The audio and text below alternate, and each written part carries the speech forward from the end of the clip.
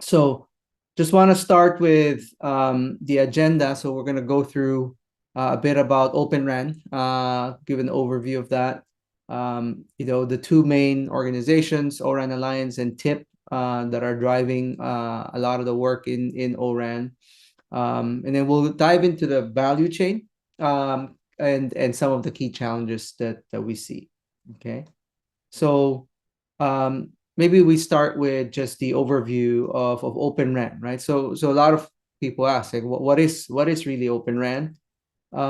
It's people think that it's a technology, other think that it's a business movement, but I think it's really a more high level philosophy, right? It's really saying that the RAN, radio access network, needs to be more open. We want to disaggregate the radio access network, and it's really a way of thinking and operating, right? And it's primarily achieved through open hardware. Primarily think about programmable, hardware that is kind of, for the most part, general purpose. It could have some accelerators. Open software, not necessarily open source, but that's a big part of it. But basically, software that can be deployed on different types of hardware. And finally, one of the most important is open interfaces, right? Like, having a standards, defined interfaces that allows the radio access network to be truly disaggregated and to have multiple vendors to interoperate, right? So you can see these three ingredients coming together: open software, open hardware, open interfaces, and through their interoperability leads to the multi-vendor ecosystem, which is what a lot of operators are looking for. And then, because then they get vendor diversity, more choice, lower cost, and finally, increase innovation, right? So it's basically been a journey, right, towards Open RAN. As some of you may know, 4G LTE really is, built around a traditional RAN architecture, right? It's really a closed system, controlled pretty much by one vendor, end to end. There's really no open interfaces, and really there's no need for interoperability because you get the whole RAN from usually a single vendor. And it's split, between a radio head over a front haul, usually called CPRI for 4G, and then talking to a baseband unit or BBU. And these are all proprietary hardware designs. There's really, again, no need for multi-vendor interoperability. And that RAN then connects to an evolved packet core or EPC. That's a traditional RAN architecture in 4G, right? 5G really began with the first level of disaggregation, right? Even in the 3GPP specifications, primarily the split between the DU or distributed unit and the CU centralized unit, right? The radio unit is still talking via front haul to that DU, but it's still mostly proprietary hardware. Again, no multi-vendor interoperability. The CU can now be virtualized because it's split out from the DU. And then, through either, SA or NSA, it connects either to a 4G core or a 5G core and an NXG core, right? So again, you can see the first level of disaggregation. It's now partially virtualized, but still there's no interoperability. Right? And finally, Open RAN is where we see the full disaggregation, right? In a sense of now we have the concept of an ORU or open radio units talking through an open front haul. In this case, it's now a fully standardized open interface for the front haul, which is between the DU and the RU. And then the DU and CU and RU can all really be from multiple vendors. There's going to be a lot more open APIs. Really expect the RAN to be very much cloudified, containerized. And then these open interfaces and APIs really allow the RAN to be interoperable among multiple vendors. And a key aspect also of Open RAN is the intelligence and automation, right? Since a lot of it is running in software in the cloud, it really allows for a lot more data analytics using machine learning, artificial intelligence to really optimize the operation and performance of the network. So really, why do operators love Open RAN? At the end of the day, it's about choice and flexibility, right? So again, if you look at traditional RAN, it's really a single vendor providing the full RAN. It's a closed and proprietary system. Pretty much each vendor controls their own ecosystems, right? And as a lot of you may know, there's really just, through industry consolidation over the years, really just 5 major traditional RAN vendors in the market today, right? Open RAN truly opens up the ecosystem, right? Unlocks, in O-RAN Alliance today, there's over 280 vendor companies, right? It allows then increasing the resilience, it stabilizes the supply chain, it drives demand and fosters innovation, and then with a much more diverse ecosystem, you allow for specialization, people to really innovate, right? So that's really the main motivation. And in terms of innovation, right, it really hinges on the O-RAN Alliance's Open RAN or O-RAN is kind of the O-RAN architecture, right? So again, having open and standardized interfaces, it allows for increased competition, opportunities for the small and medium enterprises to specialize.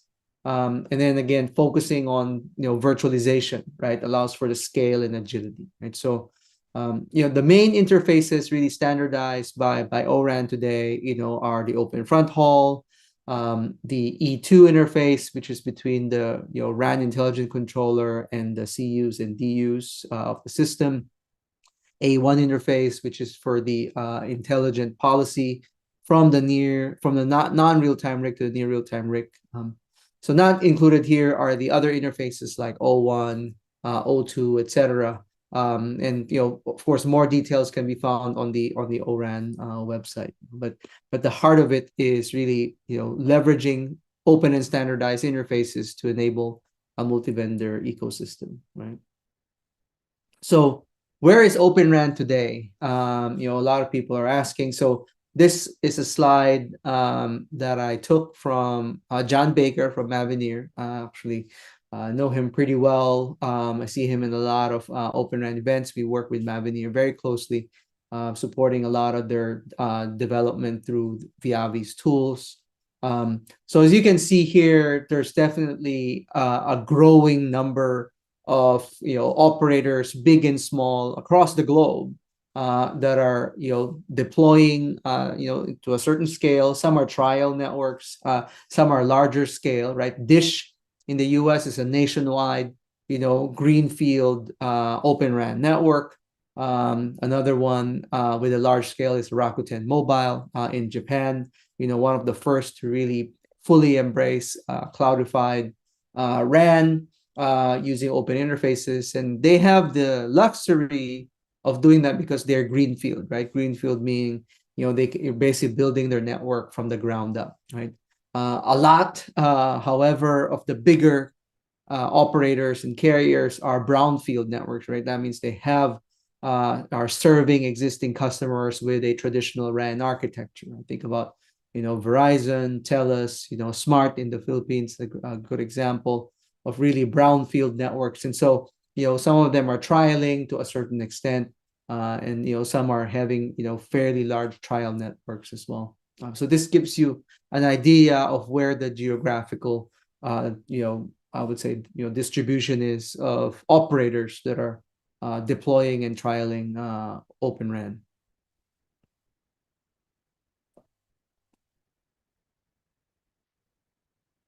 Okay, this next slide again is a similar slide. It kind of gives you an overview of the Open RAN ecosystem, right? Kind of a good snapshot. I think John did a good job here of covering the folks that are doing a lot of the promoting and adopting of the networks, right? Governments, of course, providing a lot of support. Industry alliances, talking about O-RAN Alliance, TIP, etc. Operators, of course, we saw those the chart previously. And then the providers, right, of the RAN hardware and software and components, including radios, CU and DU software, the RIC, RAN Intelligent Controller, and small XApps and RApps, and then the RAN infrastructure component providers, right? The COTS hardware infrastructure for the cloud, the transport of the networks, computing, and finally, the kind of the players in the ecosystem that help ensure interoperability, system integrators, test and measurement. There's like myself in Viavi. And also this concept of open test integration centers, or OTICs, and there's kind of really 17 of them now worldwide, and more that are coming online. So that just gives you a high-level overview. I'm going to jump into ORAN and TIP in the next few slides, and just giving you a flavor of ORAN Alliance. Right, ORAN Alliance is really the main specification body for Open RAN, or people call, of course, short ORAN. And really, their mission is to transform the RAN to be open, intelligent, virtualized, and interoperable. So really, 32 operator members today are members of the ORAN Alliance, and this number has been steadily growing over the years. So there's really three main thrusts in the ORAN Alliance. The most important part is really the specification, right? It's an ORAN specification effort. These ORAN specs define all the aspects of the ORAN architecture, and they're actually fully open and available. So you can actually go online, download them, and really study and understand ORAN Alliance specs, right? A unique thing about ORAN, at least in contrast to other standards bodies like 3GPP, Wi-Fi Alliance, etc., is, it's also got a software community, right? It's an ORAN software community. It actually has a collaboration framework with the Linux Foundation, and it's really working on a lot of the open source software for the RAN. It also recently struck a collaboration agreement with the Open Air Interface, or OAI, out of Eurocom in France, which has a open source, CU and DU and RIC implementations that basically the OSC and OAI kind of work together to fully integrate. And finally, testing and integration. Again, a unique thing with the ORAN Alliance that it really has a group that is focused on test integration. That's the group that I am chairing in ORAN. It's really supporting members and contributors in testing integration of their implementations, right? Things like the ORAN Plugfest. We organize that now twice a year. We're just about to conclude the fall Plugfest, and the presentations of these Plugfests will come by the end of this month. And OTICs, right? Open Testing Integration Centers. We saw a snapshot of that in the previous slide. Here are where open labs and people can, vendors can come in, operators, players can basically work on testing their equipment, interoperating. It can also be a host for Plugfest, etc. Okay. So what are the groups in the ORAN Alliance today? Again, it's a very vibrant group, a lot of active contributors. So I just attended the Phoenix face-to-face for ORAN Alliance, and there were close to 300 people in person and a lot more online. 11 work groups today, looking at all different aspects of the ORAN architecture. Working focusing primarily on the use cases and architecture, 2 and 3 on the RAN Intelligent Controller, non-real-time and near real-time. 4, 5 are and also 6 looks at the various open interfaces, right? Working group 4, open front haul. Working group 5, the interfaces that are actually 3GPP interfaces, but ORAN are creating profiles around them to make sure they're interoperable among vendors. And work group 6, focusing on the cloudification and orchestration of the RAN, right? They are looking at the O2 interface for the OCloud, the AAL, or accelerator abstraction layer, for primarily to accelerate the DU functions looking at APIs for that. 7 and 8 are basically the hardware and software kind of open reference design creators, right? So there's creators of the specification. So Workgroup 7 looking at white box hardware, primarily focus on RU, but also DU hardware. Working Group 8 primarily on the stack, like open stacks and stack reference designs.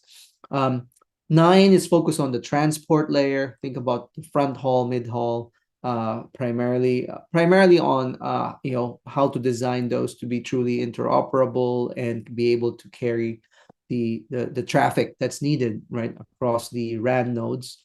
Work Group 10 is on the OANM, right? Basically operation, administration, and management of the network. And finally, Work Group 11 is looking at security. So these work groups are all very active groups creating specifications that contribute towards the O-RAN ecosystem. And beside that are focus groups, and these are more can span across different work groups. The test group, which I'm chair of, standards development, sustainability, industry engagement, open source. So these are some of the groups that kind of look at more holistically across the whole alliance. And again, finally, the open source community, which I already talked about, focusing on creating open source software. So Viavi, we're very active in the O-RAN Alliance. In fact, we're the first test vendor to join it before it even became O-RAN, called the XRAN Forum. As I mentioned, I'm the co-chair of the TIFG. A colleague of mine, is a co-chair of Workgroup 9. And then we're members of various committees and working on the specs and also various work items that span different work groups. So moving on to TIP, right? TIP is kind of slightly different. TIP really is not focused on specification, but really more of an enabler, right? An ecosystem enabler, accelerator, and facilitator. That's kind of how they describe themselves. So it's really a group of also operators and vendors coming together, really focused primarily on, let's say, commercializing a lot of the specifications, right, that are being developed in the O-RAN Alliance. So, we actually worked with TIP, I would say late last year, on how to collaborate better between TIP and O-RAN Alliance. So this is something that is beginning again in terms of, how to make sure it's clear to the vendor ecosystem, right? Like how we work together between O-RAN and TIP. Basically, the high level takeaway here is, these two organizations are complementary, and we want to make sure that the activities complement each other and not overlap. And really, there's no really motivation to compete, right? Okay. Now jumping into the main topic of this talk, which is the Open RAN value chain, and basically, just wanted to start with, again, describing the ecosystem and how it comes together. This is from a analysis from a company. It was a paper released in 2021 by really the group of European operators. Sometimes people call them the G5 or the MOU group, that are really driving a lot of the Open RAN activities, especially around Europe.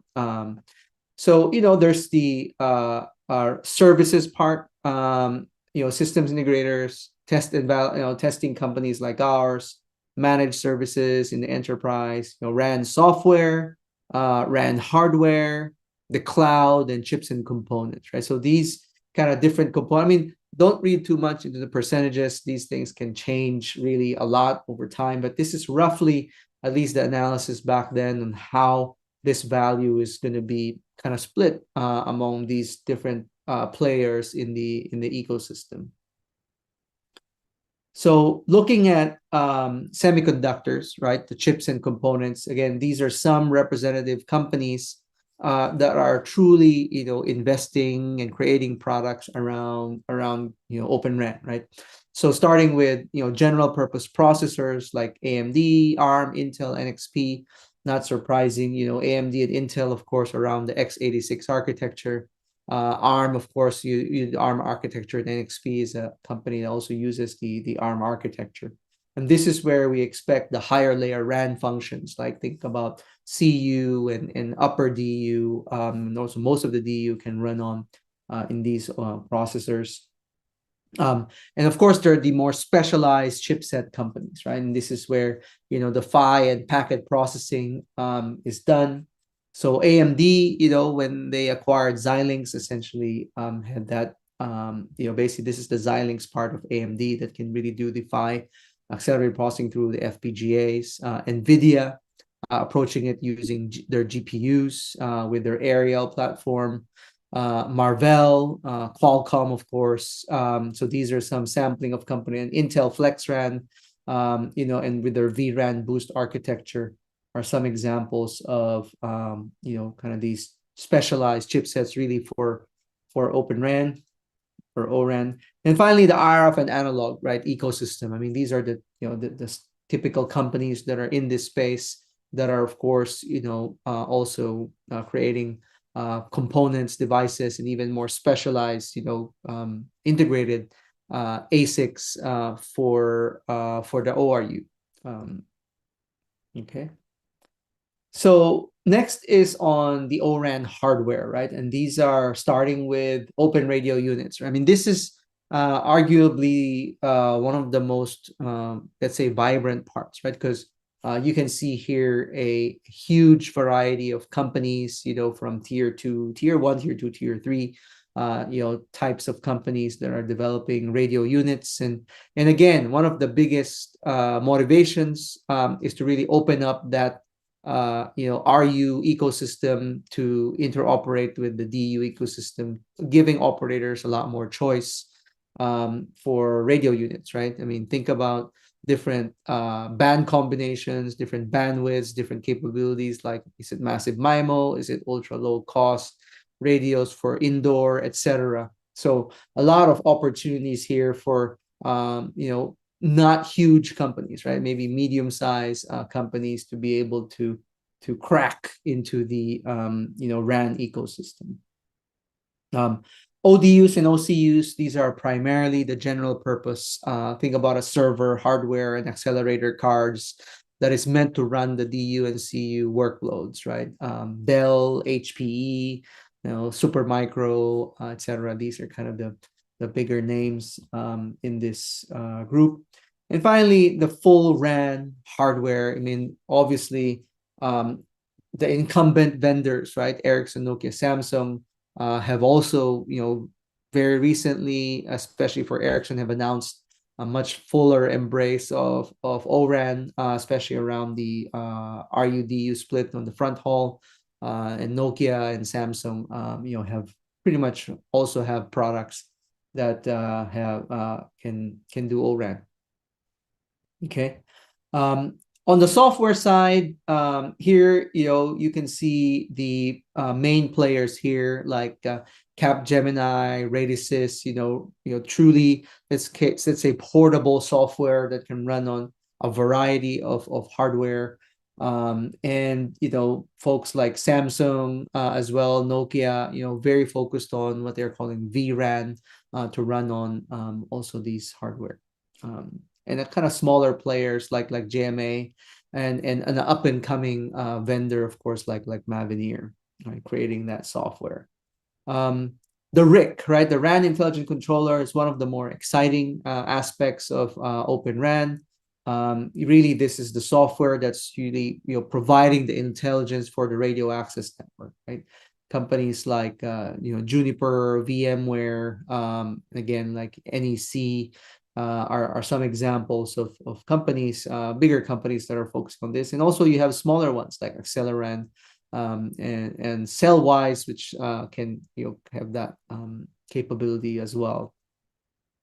And again, the service management orchestration layer is also a big part of the ORAN architecture primarily for the automation of all the resources in a complicated multi-vendor RAN network. And these are big names here like Amdocs and Ciena, some examples, right? Netcracker, etc.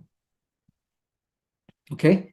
The cloud, right? That's the other aspect. We have the cloud hardware, cloud software, and really the public cloud providers, right? So a lot of this is not a surprise.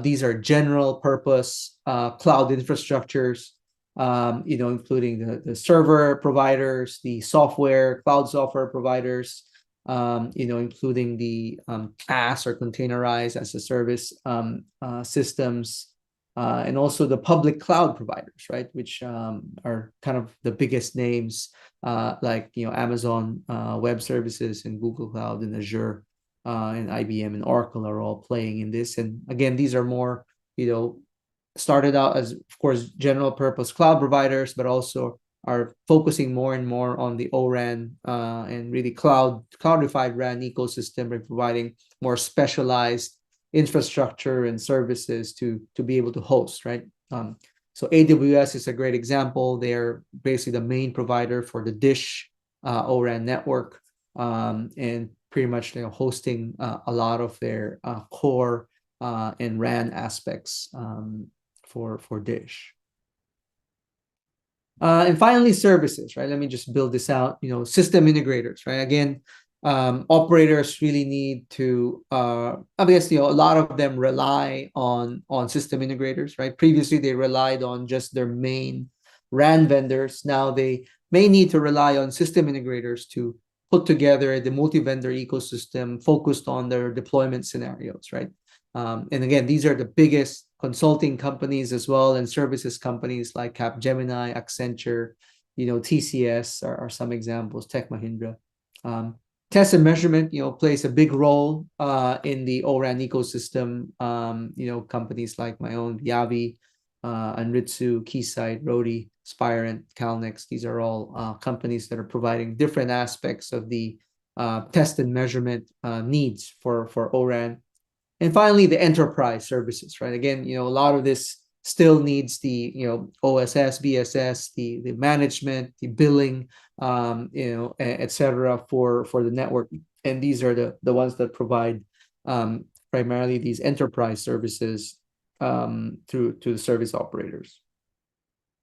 Okay, so that's a big kind of very quick, whirlwind overview of the ecosystem. And I do want to close a little bit with some of the Open RAN key challenges. Again, when you disaggregate a RAN, that has been around for decades with very specialized providers, there's bound to be some challenges, right? And first, of course, not surprisingly, is integration and interoperability, right? Like, when you disaggregate, you need to kind of re-aggregate and make sure it interoperates, make sure it integrates well.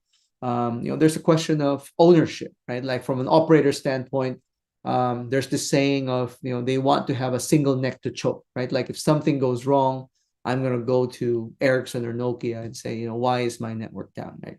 Now with an Open RAN multi-vendor ecosystem, it needs to be clear, like who owns it? Is it the operator? In some cases, yeah, operator, especially tier ones, have the resources, capability to really own the integration.